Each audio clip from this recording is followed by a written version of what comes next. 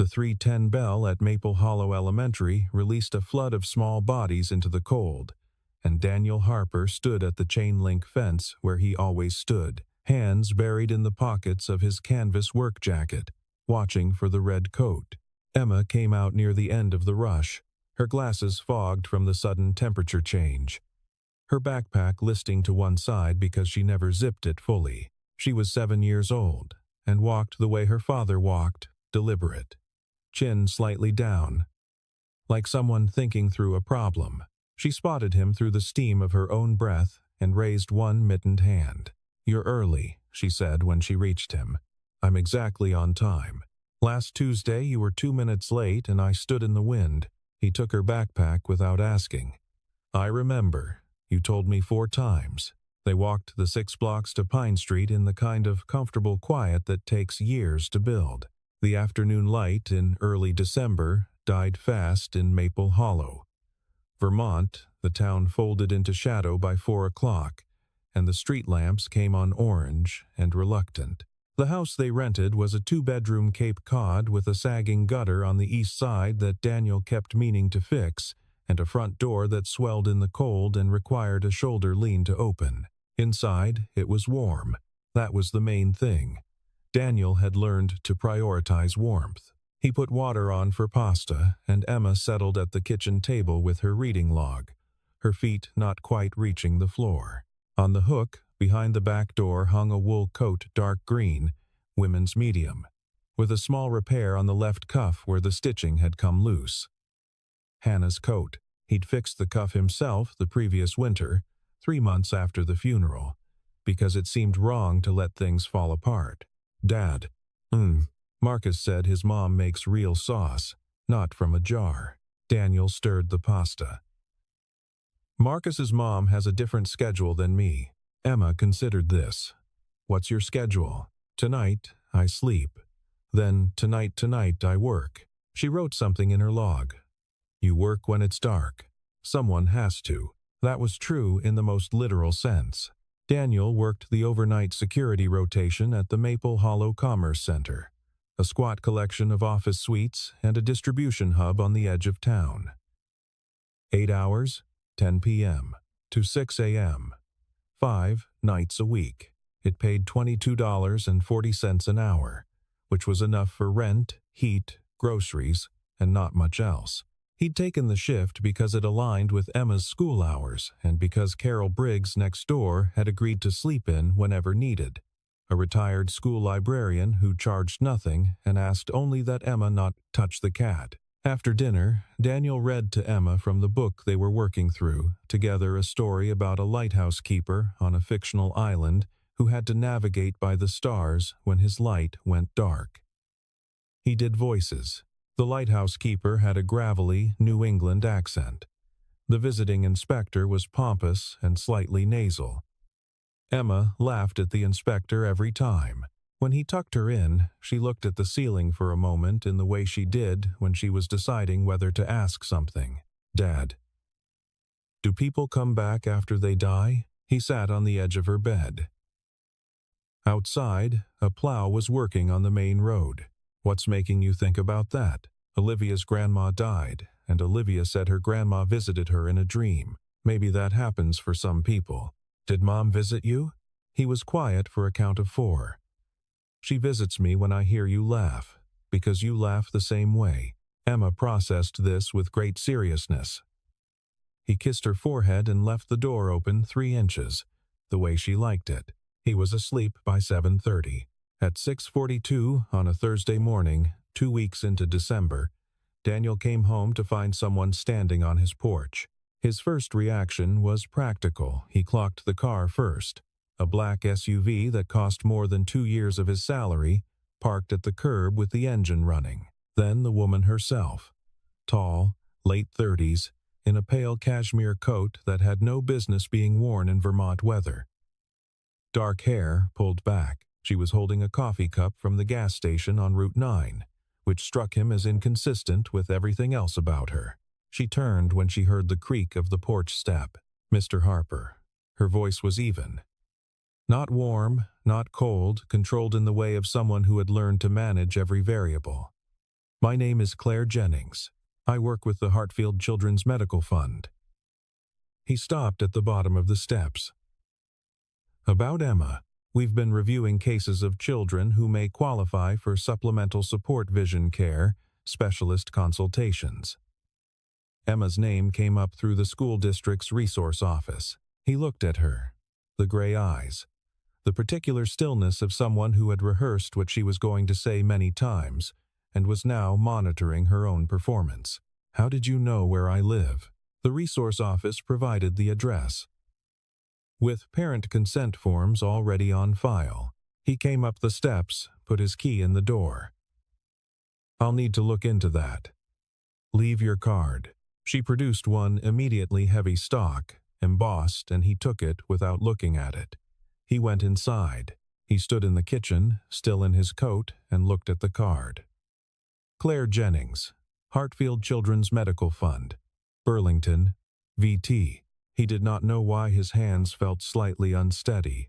He looked up the fund on his phone during Emma's school day and found nothing that concerned him a legitimate non-profit, registered, with a board of directors and a 4-star charity rating. He looked up Claire Jennings and found a LinkedIn with a professional headshot that could have been anyone. He called the fund's main number.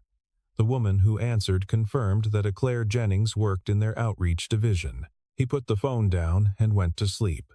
But at 2 a.m, lying awake between shifts, he did something he didn't fully understand the impulse, for he searched for Whitmore Industries out of Burlington because the card's area code had nagged at him. The company came up immediately. A mid-sized holding firm with interests in commercial real estate and pharmaceutical distribution, founded by Charles Whitmore, currently chaired by his daughter. The daughter's name was Victoria Whitmore. He clicked on the image.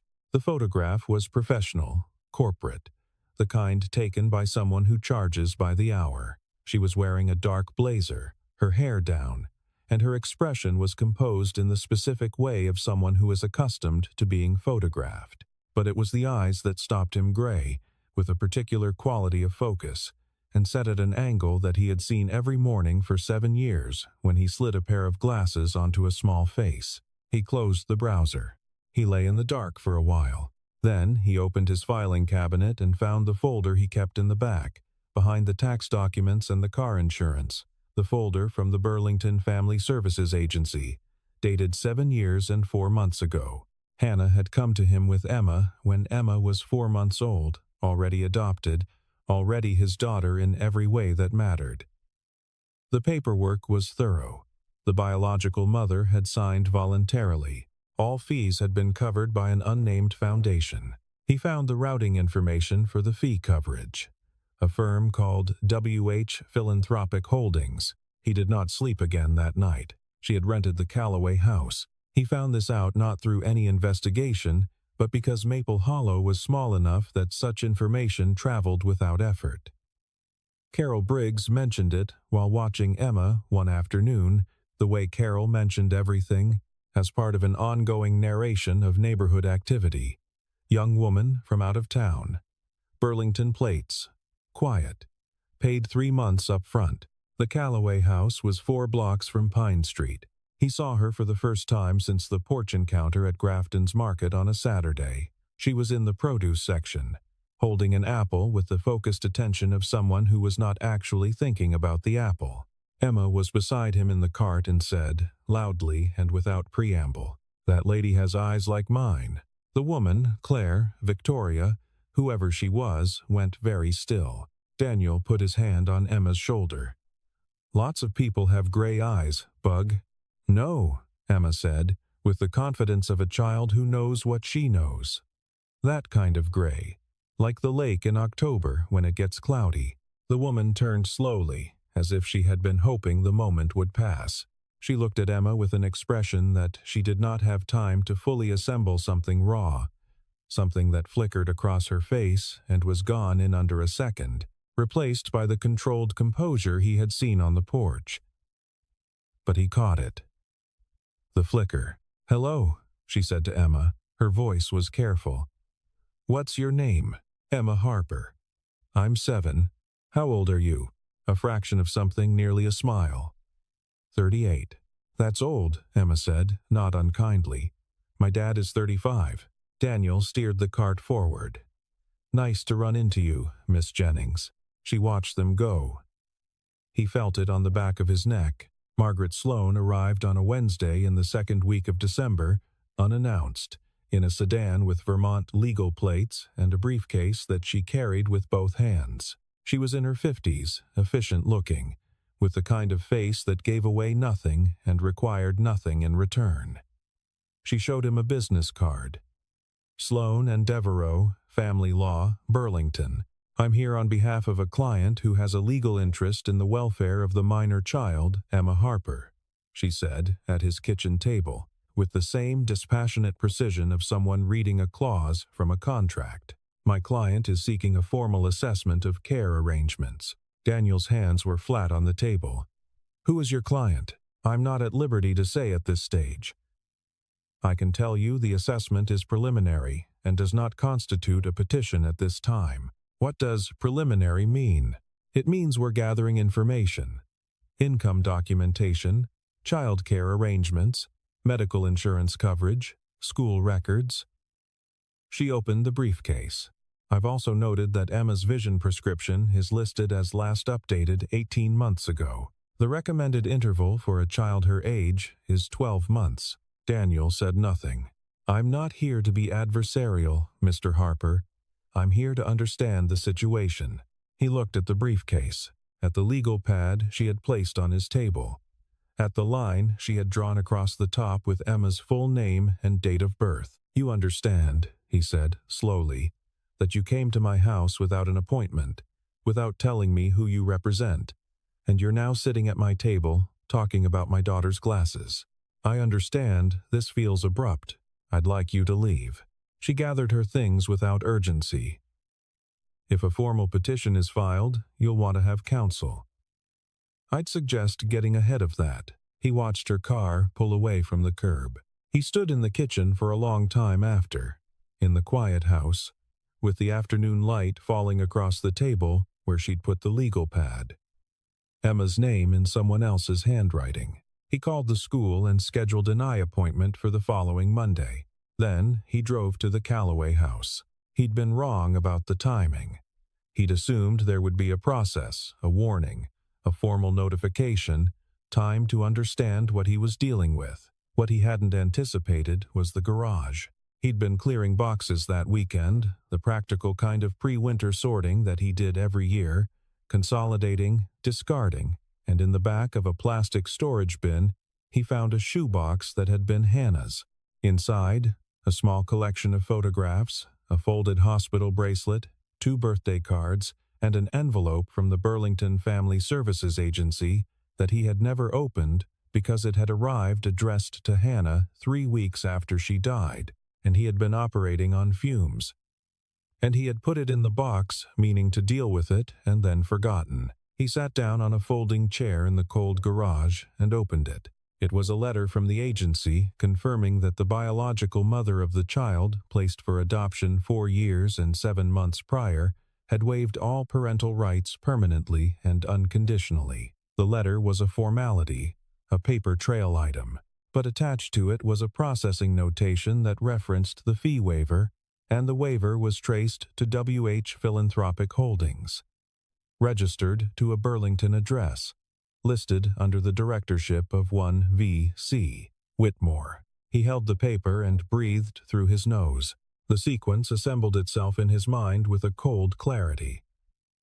She had signed the papers, then paid the agency fees anonymously, then stayed away for 7 years, and then she had come to Maple Hollow and rented a house 4 blocks from his daughter and introduced herself with a fake name while a lawyer prepared an assessment. He was not a man who frightened easily, but he was a father, and those were 2 very different things. He knocked on the door of the Calloway house at 8:30 that evening, after Carol Briggs had come to sit with Emma, without explaining where he was going. Victoria Whitmore answered the door in a sweater and bare feet, a glass of water in her hand, and the expression on her face when she saw him told him everything he needed to confirm. She had known this was coming. She had been waiting for it. Mr. Harper, you want to tell me who Claire Jennings is? She stepped back from the door. He came in. The house was sparsely furnished. She hadn't put much of herself into it. Or perhaps she hadn't had time. Or perhaps she hadn't been sure she was staying. There was a laptop open on the kitchen table and a stack of documents beside it. He could see legal letterhead from across the room. "My father filed for a temporary guardianship review," she said. She did not sit down. "I didn't ask him to, but you didn't stop it." She was quiet for a beat. "No, not immediately." "Why not?" She set the glass down on the counter. "Because I've thought about Emma for 7 years, and when I found out about Hannah, I needed to know she was safe. I needed to see her." She stopped, started again. "My father thought a legal review was the appropriate tool. He thinks everything is an appropriate tool, a legal review that could take my daughter. That was never my intention." "What was your intention?" "You came here with a fake name and a fake job and stood on my porch." She looked at him directly, those gray eyes, the same shade as the ones he'd been looking at for 7 years. And he felt something shift in him, the specific discomfort of a thing you knew intellectually becoming a thing you felt. "I didn't know how to say who I was," she said. "I don't have a word for what I am to her. I gave her up. I don't have a claim." "No," he said. "You don't." Silence. "My father's petition has no merit," she said. "I'll tell Margaret Sloane to stand down. You have documentation. You have a school record. You have 7 years of care. No judge is going to remove Emma from your home. Are you certain?" "No. But I'm certain enough to go on record against my own father if it comes to that." He studied her. She met the study without flinching. "Why are you still here?" he asked. "In Maple Hollow." She didn't answer immediately. When she did, her voice was quieter. "I wanted to see her laugh, just once. From a distance, that's all I came for." A pause. "Then I heard her in the grocery store, talking about the lake in October, and I couldn't leave." He picked up his coat from where he'd set it on the arm of the chair. "I'm going to talk to a family lawyer tomorrow," he said. "If there's a petition, I'll respond to it. If there isn't, then I think we need to discuss what your presence here means, carefully, and with lawyers, and with Emma's well-being as the only consideration." "I agree." He opened the door. Snow was falling again, fine and steady. "She's healthy," he said, with his back to the room. "She's happy. She has 3 kids, she considers her best friends, and she's reading 2 grade levels ahead, and she does voices when she reads to herself. I can hear her through the door." He left without looking back. Charles Whitmore's petition was filed on December 22nd, 2 days before Christmas, and Daniel found out from his own lawyer, a legal aid attorney named Patricia Owens, who worked out of a converted Victorian on the main street of Burlington and wore sensible shoes and took notes in a very small hand. "He's arguing insufficient resources," Patricia told him at her desk, with the file open between them. "Single-parent household, shift work, below-median household income, no biological tie to the child. Can he do that? He can file. Filing isn't winning." She tapped the page. "The bar for removing a child from a stable home is very high in Vermont. You've had Emma for 7 years. Her school records are clean. Her pediatric records are clean. You have testimony from her teacher, her pediatrician, and her neighbor. Charles Whitmore is a 71-year-old man with a corporate attorney and a grudge, and the grudge is against his daughter, not you." The hearing was on a Thursday in January, in a courtroom that smelled of radiator heat and old wood. Charles Whitmore sat at the petitioner's table with his attorney, a broad-shouldered man named Gerald Frost, who had argued before the Vermont Supreme Court twice. He did not look at Daniel. He looked at the judge with the focused attention of a man accustomed to having rooms bend to his will. Daniel sat at the respondent's table with Patricia Owens in the suit he'd worn to Hannah's funeral, and then not again until now. He had a folder. In the folder were Emma's school attendance records, her report cards, her pediatric visit summaries, a letter from her teacher describing Emma's reading level, her classroom participation,